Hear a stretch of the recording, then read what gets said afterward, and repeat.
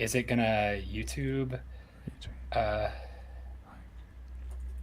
I think we're live right now, Jamie. So we're doing this Sweet. just super casual. I'm going to YouTube right now, We're firing. and we'll let some folks get in here. We'll do this one kind of live streamy right now, no big deal. But let's make sure we're up and live on the CFB Graphs YouTube because that thing is dusted off. And live, it says, yeah, boom, quick hits version episode 1 is right here. And I'm going to tweet this out. Love to see it. Talking with at Frog Preacher about some week 1 plays. This is real how the sausage gets made here, everybody. But really excited to have Jamie on here and talk football because Jamie and I are long-term friends. Some people might even say, Jamie, that you are responsible for me being in football analytics at all, being at Frogs of War, and me texting you and annoying the bejesus out of you, and you saying, "Hey, why don't you write this down on a website?" And we could do some real good work here. And heaven knows that was a great idea for my career at the very least. So glad to have you here. And why don't you tell all one listener right now, but lay the framework for what we're doing here. Yeah, so we're gonna sit every week and chat and shoot the breeze a little bit and take a look at some of the more interesting matchups and lines that we have for college football. I think we're each going to talk about 3 games this week. That number may vary. Talk about how we got to the picks that we made. But realistically, I think this is just kind of a casual way to explore what we think and feel about college football matchups on any given week. Yeah, absolutely. We're going to try to keep this a little bit snappy. I think 30 minutes is a nice gauge there to just get us in and out and talking about some things. We'll worry about production value. We'll worry about all that stuff later. Right now, we just want to get out there and start chatting. So, Jamie, if I may, I figured it would be nice to pull up the newly revamped college Let's do it. CFBgraphs.com and do some matchups here. Uh-oh. Doesn't look like it's looked like it just gave me a bad gateway. There we go. Okay, that was my fault. Let me add a screen. I'm going to present again. This is just excellent. This is really good production value Yeah. to out of the gate. Oh, browser can't access your screen because I'm not Jamie. We're going to kill this. Can you vamp for a second? We got to go. Yeah, I got can to go to vamp. Chrome. Go to Chrome. I'll be All right right. back. So one of the things that's really cool about this opportunity sitting with Parker is there is no one out there that is doing some of the work at the level and the depth that Parker is doing with CFB Graphs. You guys have known him for a really long time. He created the Eckel rate, which is one of my favorite kind of advanced stats to lean on when I'm looking at and evaluating matchups and how a team is performing, because I think it speaks a lot to the efficiency that teams are operating with when it comes to both offense and defense. As someone who is a beat writer for TCU, the Eckel numbers were never very good for TCU last year, so we're hoping to see some improvement. TCU and Stanford is actually one of the games that we're going to be talking about on the show today, so I'm looking forward to having that conversation. And I know truly that whenever Parker speaks, I've known him for a really long time, he tends to know what he's talking about. He jokes that, I'm one of the guys that helped jumpstart him in this industry, but the reality is that Parker was so incredibly talented and so knowledgeable and capable that he was going to get in one way or another. It was just a matter of saying, hey, this is something you're good at, maybe lean into it a little bit. So super looking forward to doing this show with Parker. He is obviously figuring out the technicalities of this stream on the fly. It looks like we've got some stuff up and running now, though. So I'm going to toss it back over to Parker to get us actually rolling here. Boom. I think we're here. Jamie, again, I don't think I'm speaking out of turn that you and I both live in states where wagering of sports is illegal. I obviously work in football, and so I'm not placing any bets. This is only a framework for us to talk about games really, really quickly. So we'll talk about lines, we'll talk about numbers, but this is not gambling advice. This is not gambling centric. This is just a way to put pen to paper on how some of these games work and talk about the numbers. So the first thing I have pulled up, Jamie, is tonight's game, just for fun, on the new CFB Graphs. And you can see it does look my old stat previews that were absolute disasters. We've got some cleaner looking design. We've got some stats and everything here. And we'll talk about a couple games. I know that you have a couple you want to get to, and I do too, but just wanted to start out with tonight's game. Very fun. We've got North Carolina and Minnesota. It is delayed a little bit. And I've got this as Minnesota by about 3 points as the home team here. So a little bit, a slight favorite here, a lot of turnover as well. Jamie, what are you excited for in this one tonight? Really looking forward to this one simply because most of the books that I've looked at, and you can see all of our kind of picks and putting pen to paper, like Parker said, over on BetStamp. But North Carolina is pretty significantly favored in this one, or pretty consistently favored by 1.5, 2 points. So the fact that you're coming up with Minnesota -3, I think is really intriguing. I'm interested to see North Carolina in the passing game because this is an offense that we've seen be pretty high octane at times, relatively inconsistent in the running game at times. Is the passing game going to carry this offense again this year, or is this going to be a year of regression for Mac Brown's offense? And then with Minnesota, it doesn't seem like they've ever really been able to get over the hump against better opponents.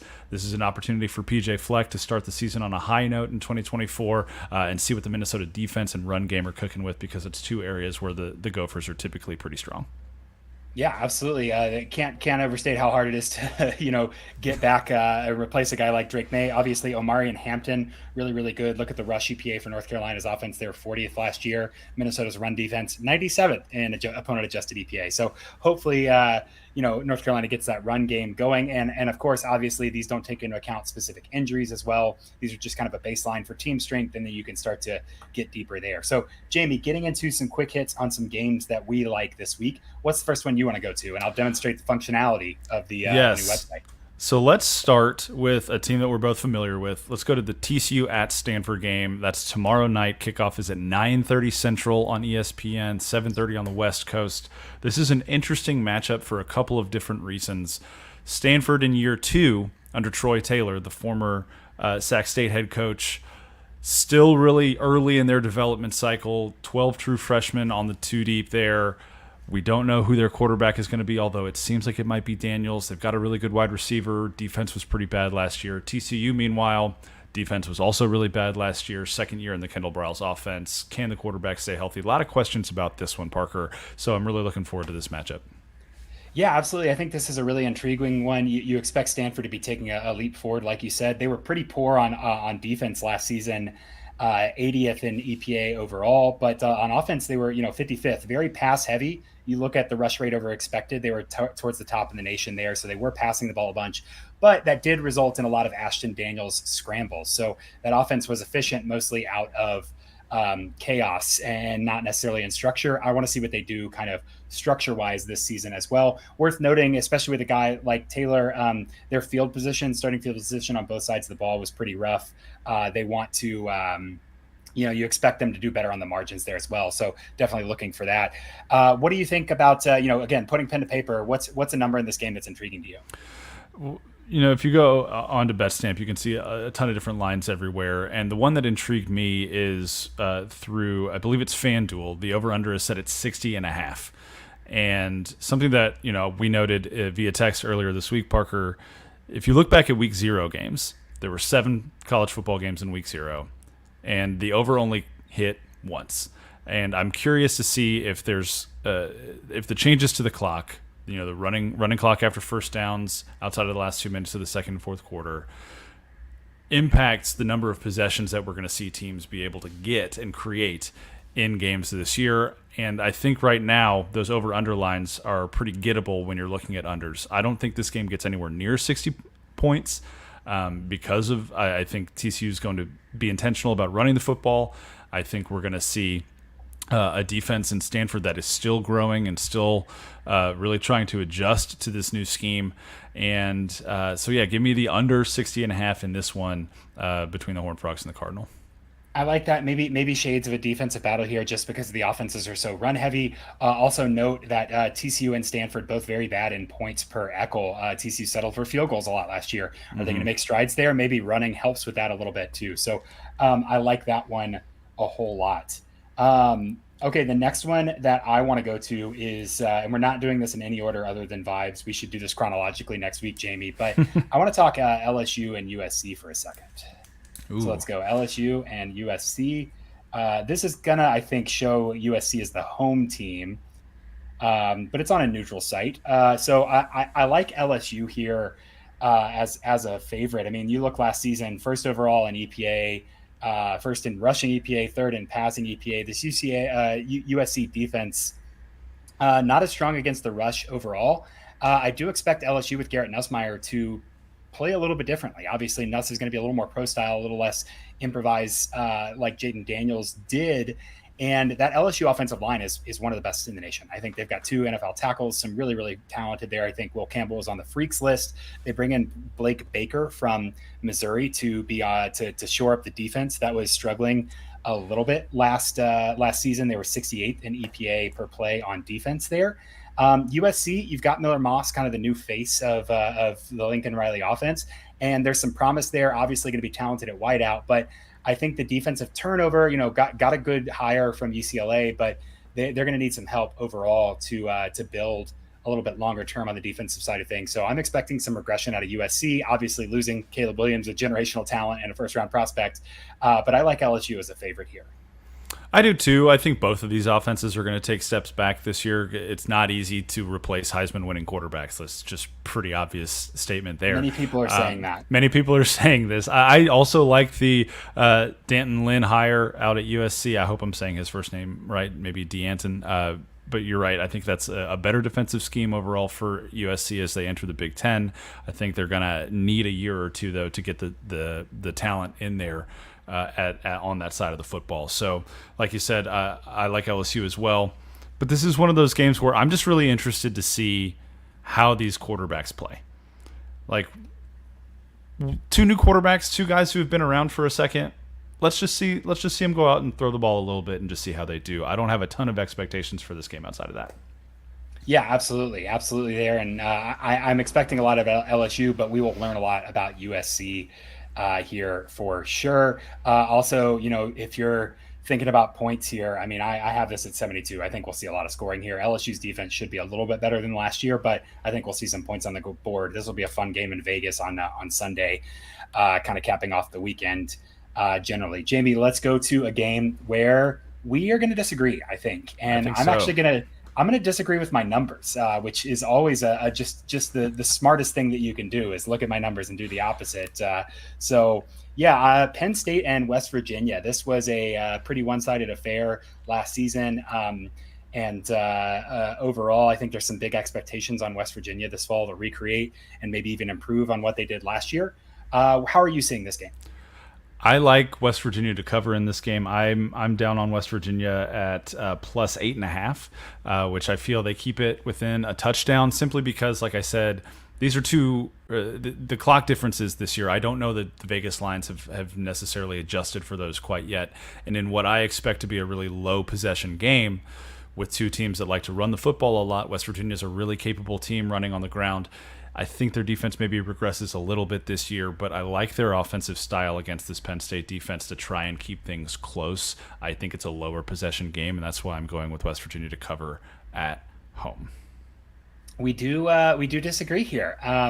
Overall, this looks like a situation where, I think the numbers do agree. I actually like Penn State's offense. I think that the postseason priors are not accounting for the differences in what Penn State's going to be able to do on offense with Drew Aller going a little more deep, running more play action, which they did a lot more at Kansas there. And then West Virginia, I think, Green avoided pressure most of the year, except against West Virginia. His sack to pressure ratio on the season was 5.5. Against West Virginia, it was 16.5. So they faced the most pressures that they did all season against Penn State last year, and he got sacked more than he did all season. I think those things are not unrelated. So, really look at some of the defensive metrics, especially the run game for West Virginia last year, 90th in EPA per play. And then on offense, only 36th, even as that rushing game was a little bit good, that passing game was just average at 62nd. So I think the offensive changes for Penn State are really what's going to make the difference here. Our first real disagreement of the season here. Look, I think we can both agree, though, that the Neil Brown extension was a false flag of sorts, with the lowering of the buyout really kind of being the 2 of that 1-2 punch. And looking at West Virginia, I don't think they're going to repeat on their 9-win season from a year ago. I think that there are some major deficiencies, like you mentioned, in the passing game, with Garrett Green being more of like a dink and dunk, Bo Nix style guy without the ability to really hit that long, deep pass to kind of keep the secondary honest. So you're right that there is a world in which Penn State can come out and shut down West Virginia's running game and really just run away with things. I wonder what this 56 point total looks like. I did not look at the over under on this game where that line is, but if it's around there, if it's around 55, I'd be pretty interested in that under as well. Yeah, absolutely. I think we could see a real defensive fest here, which would be a lot of fun.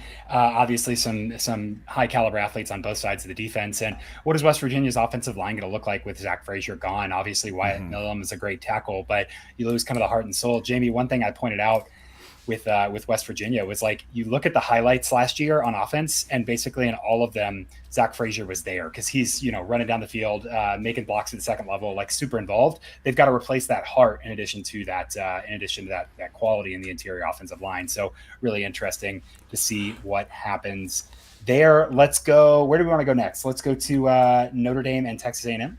Let's do it. And while you do that, I'm going to say that Heart and Soul was one of the first songs I learned how to play on the piano. So nice. Shout out to that.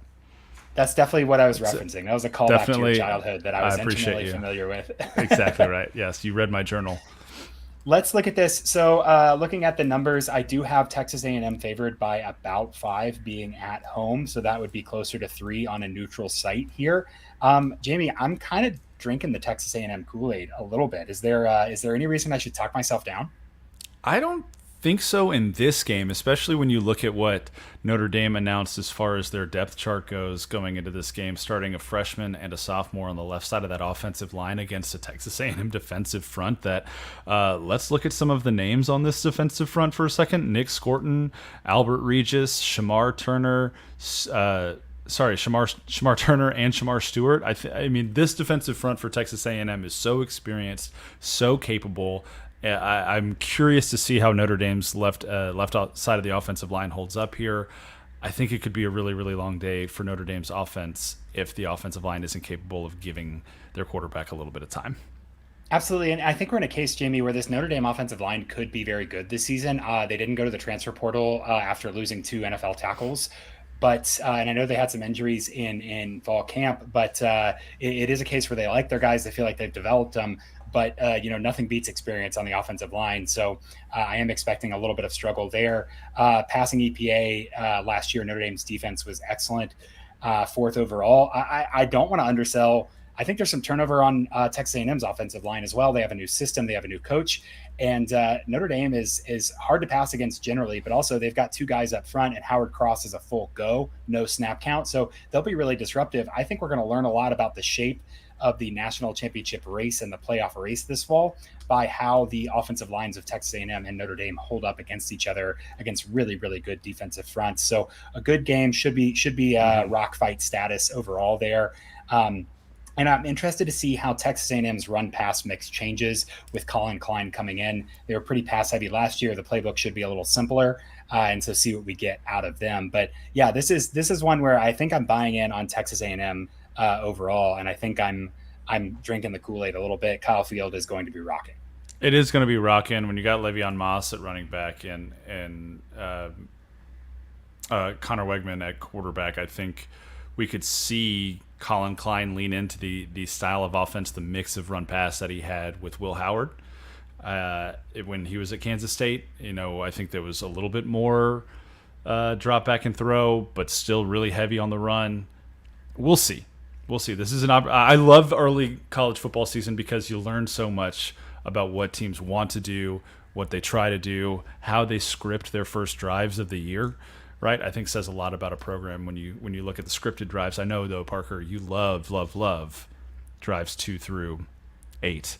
Where we get into unscripted territory a little bit. That's what makes college football fun, right? Like you can have the best game plan in the world, and if they adjust, you've got to come back and punch them in the mouth. So I love that discrepancy. Absolutely.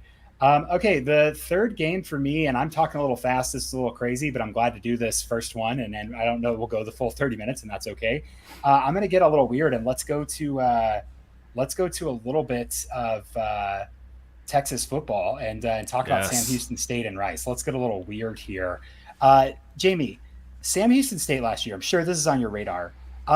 They were like very bad and very weird the first couple of games out of conference play. And then middle of the season, they flipped the switch and said, okay, we survived conference play. We're healthy now. Let's like play some football. And I think that was actually a really smart move. It was confusing at the time, but looking just at the bulk of work of their season, they stayed healthy and the transition went well just because of that. They're replacing a quarterback, they're replacing a running back who's really productive. But I kind of am going with a coaching advantage here. Rice brings in EJ Warner from Temple, which, he's going to be in a pass heavy offense. Most of his stuff was one read, kind of get the ball out quick. I expect they'll do the same at Rice here. But I think Sam Houston State has an opportunity to be that G5 team this year that, is a little bit better than you think. Plays consistent football on both sides of the ball. This really comes down to trust. I'm just not sure I trust Rice to win this game by double digits, even as they're working in EJ Warner here. So I don't know if you have big thoughts on this one. I went a little off book and off radar here, but I like the Bearcats here.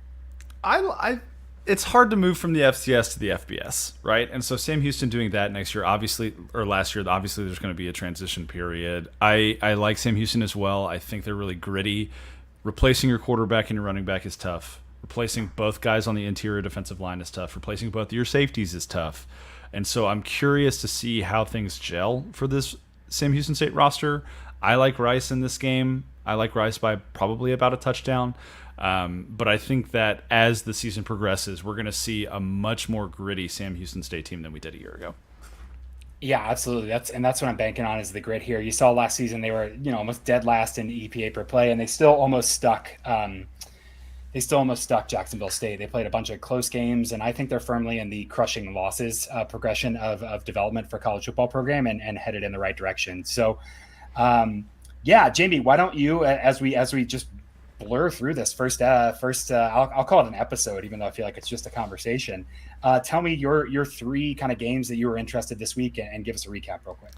So the first game is TCU Stanford on Friday night, kicking off late on Friday night at Stanford. Give me the under in this one, 60.5. I feel is really, really high for two offenses that are still learning they're entering year two of their offensive systems under new coaches, and B, a TCU offense that was wildly inefficient, especially in the red zone a year ago. If TCU can clean up some of those things, specifically run game closer to the goal line, I think that we could see a TCU offense that's much improved this year. But until we see that on paper, I'm gonna assume kind of that the thing that was normal last year is going to be normal again this year. So give me the under there. Give me West Virginia plus 8.5 against Penn State in West Virginia. I love their run game.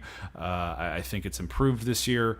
And then give me Texas A&M to cover minus 2.5 at home against Notre Dame. I think Texas A&M's defensive front gives Notre Dame a lot of problems, doesn't give Riley Leonard time to throw the football, and the Aggies come out on top there. Absolutely. And again, emphasizing these are all paper trades. We're just using the spreads to talk about the relative strengths of teams, and then take that for what that is.